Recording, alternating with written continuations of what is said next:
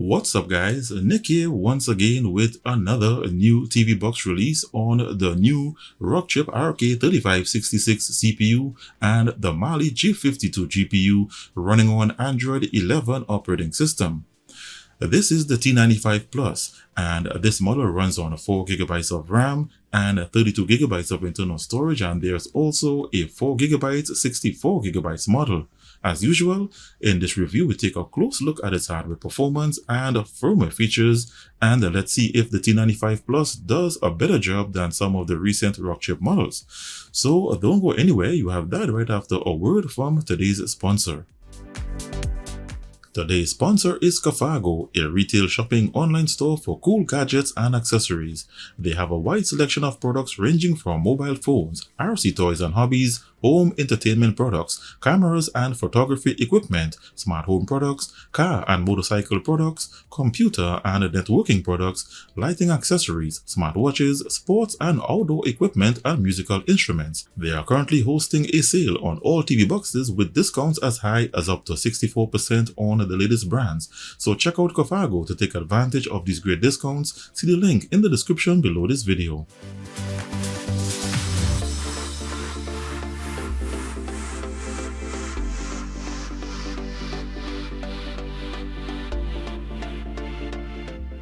Welcome back.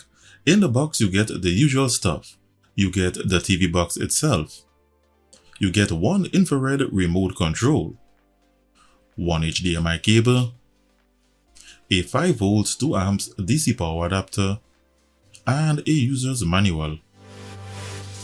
Its design feels premium built. It's got some weight to it, which is always a good sign, as this indicates that there's a good chance there's a decent sized heatsink on the inside. Its entire body is made of plastic, and to the top four corners you have an RGB lighting system that also has ventilation holes. To the rear, it has one HDMI 2.0 port, one RJ45 gigabit LAN port, and the DC power input. To one side you have one USB 2.0 port and an optical audio port. On the opposite side it has one USB 3.0 port, an SD card slot, and a reset pinhole button.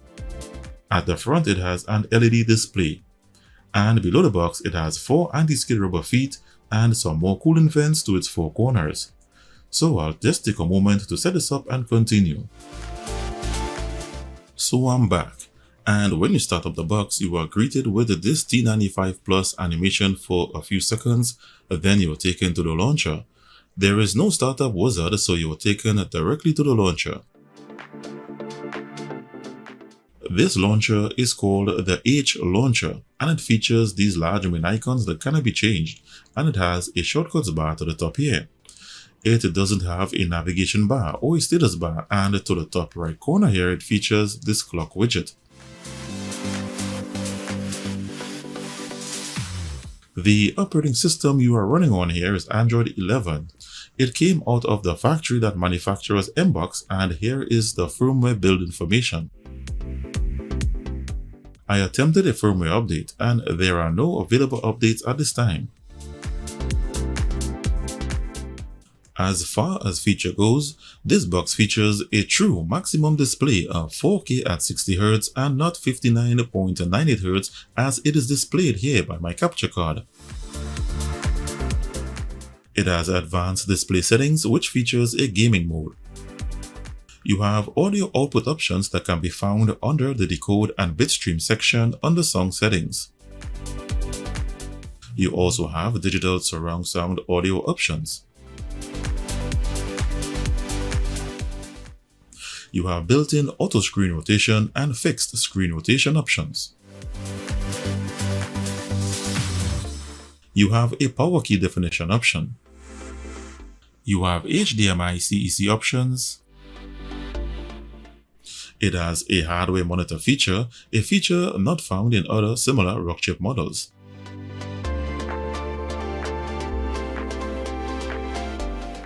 You have an energy screensaver option. You have a Google Assistant feature, and 65 various languages to choose from.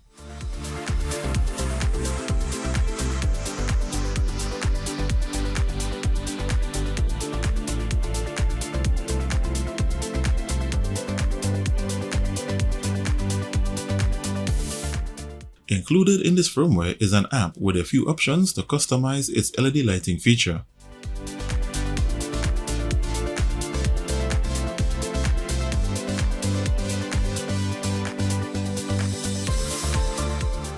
As for pre-installed apps, these are all of the apps that come pre-installed. For streaming, they have included Netflix, Amazon Prime Video, and the new IMBD streaming service along with YouTube. For casting, they included the AirScreen app and DLNA. And as a media player, they included the KD player. So to complete my review, I will install some additional apps and continue. So I'm back and I've installed all my apps, and there were no issues installing apps from the Play Store and updating them, but there is an issue where the Google Play Store itself is not updating to the latest version. So first, let's take a look at its system and hardware information. The manufacturer of this box is hidden, but it does show the model of the main board, which is the RK3566X.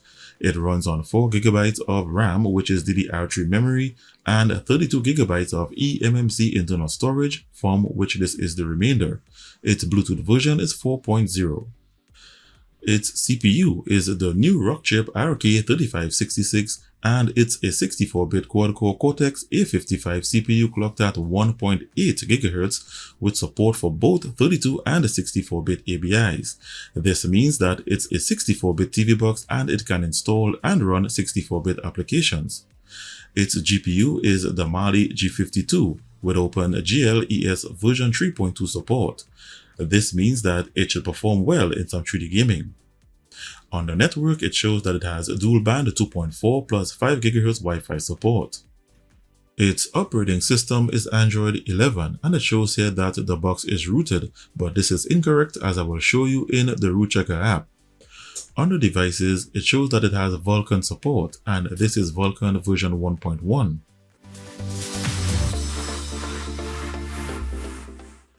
Under temperature, with the RGB lights, it runs hot around 79 degrees Celsius, and with the RGB lights switched off, it's around 76 degrees. And with no ventilation holes below this box, it's definitely going to have some overheating issues. Under codecs, it has all the decoders for the playback of 4K videos with HDR format. However, I couldn't identify any Dolby or DTS audio decoders. This doesn't mean that there aren't any. I will confirm its digital audio output in a sound test later in the video. So that's its system and hardware information, and let's now take a look at its root access and digital rights management information. In its system and hardware information, it showed that the box is rooted, but this is incorrect as the true root checker app shows that it's not, and unfortunately this box does not have a root switch. However, for those concerned about whether this will affect streaming movies and TV shows, it will not. Having root access only affects those who would like to run specialized apps that require root access, such as gamepad key mapping apps and the menu button alternative navigation bar. Here I installed the menu button alternative navigation bar, and because the box is not rooted, certain features are not working, such as the volume controls and the multitasking option. All other functions work as normal. To learn how to install this alternative navigation bar, which is the best alternative navigation bar for TV boxes, see the link in the description below this video. DRM Info or Digital Rights Management speak to a box's ability to install the official version of premium streaming services such as Amazon Prime Video, Disney Plus, and Netflix, and play them in HD and 4K. The same way you have it on your smart television and some high-end devices such as the Nvidia Shield and Amazon Fire TV devices, because they all provide the level of protection from piracy that Google requires. These official devices normally carry a DRM level of Google Widevine Level 1 with HDCP 2.2 protection that encrypts the signal if you try to record it. The T95 Plus only has a DRM level of Google Widevine Level 3 with no HDCP protection. This means that premium streaming services such as the one mentioned will install on this box. However, they will be restricted to a much lower resolution even if you are paying for premium resolution. The lower resolution is usually 480p.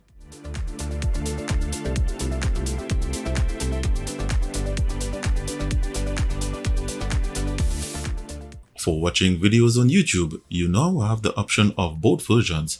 You can install the mobile version that's more compatible with wireless air mouse and various mouse pointers, and you can also install the Android TV version that's more suited to using a direction pad. Both versions are now equipped with the ability to play videos in 4K HDR quality. It's just a matter of which one suits you.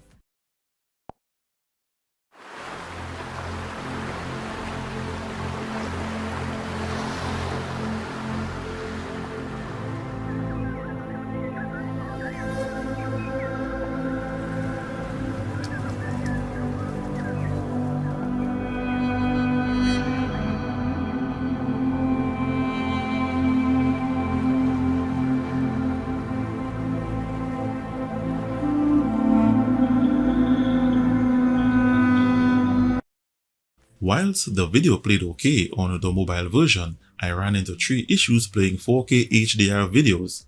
Firstly, on the mobile version, I could not get HDR display while playing a video. On the Android TV version, it's limited to 720p resolution with no HDR display and the video freezes consistently. The third issue is with the Android TV version, and that is the annoying Google Assistant feature, and to turn it off, you'll have to disable speech services in the settings area.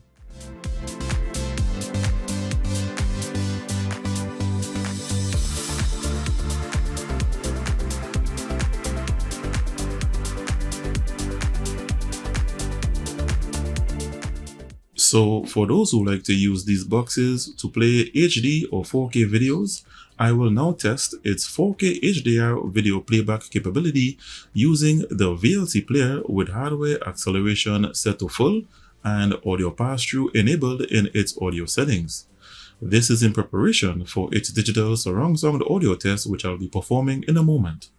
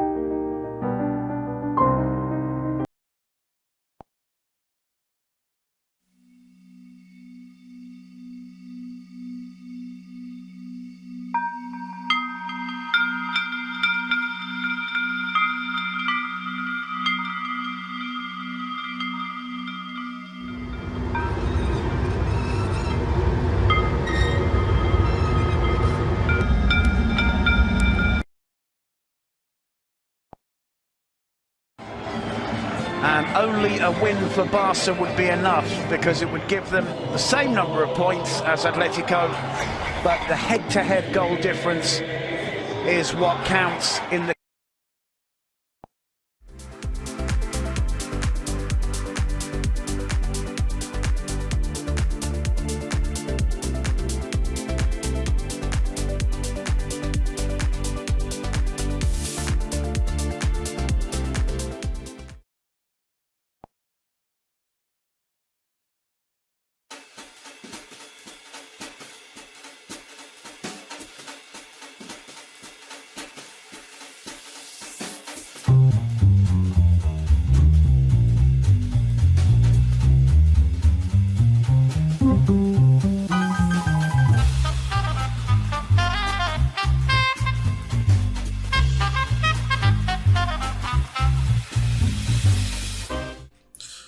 So these 4K HDR videos, though they appear to play okay, the playback is not the smoothest, it gets choppy at times, and it even froze during the jellyfish video.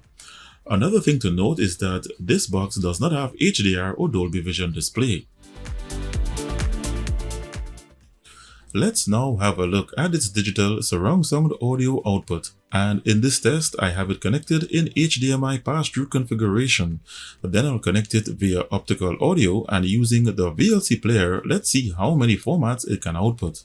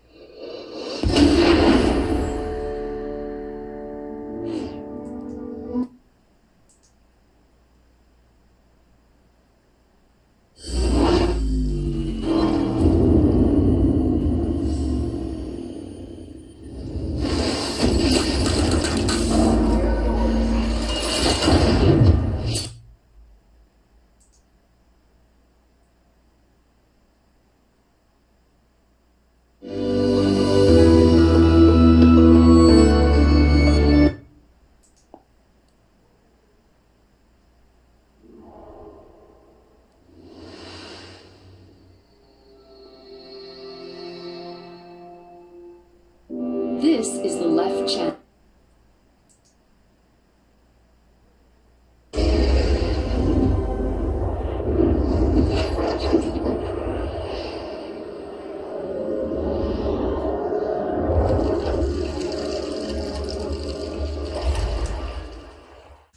So from this test, it's quite unfortunate that it reveals that this box does not support Dolby Atmos, DTS-X, HD Master Audio THX or Dolby True HD. I changed to the Kodi Media Player, and the only format that was produced was basic DTS. And due to this, I will forego the optical audio test as it will just be a waste of time. Moving along. For alternative launchers, it took another strange turn of event, where the usual ADW Launcher 2 installed, but it's not loading correctly. So I installed the new upgraded Nova Launcher, which I heard about from on Twitter, and surprisingly, the new version works, with features such as long-click menu pop-ups and drag-and-drop shortcuts.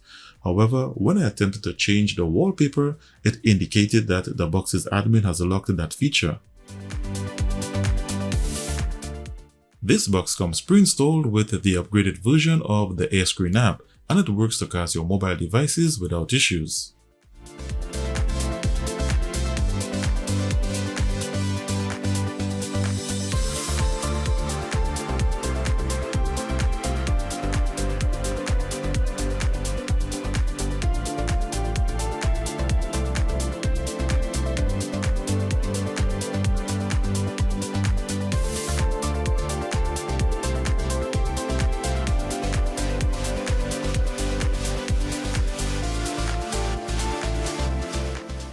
So for my final demonstration, I usually play some Android games to test its graphics rendering performance, gamepad key mapping capability, and to monitor for overheating.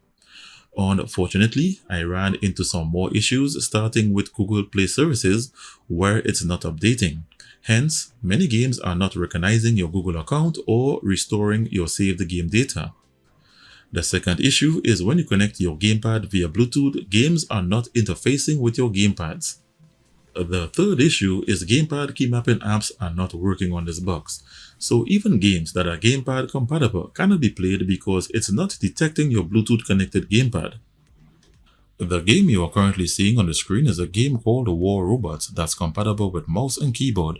That's how I managed to play it. Furthermore, temperatures rose into the high 80s when I was playing this game, so there's a bit of overheating.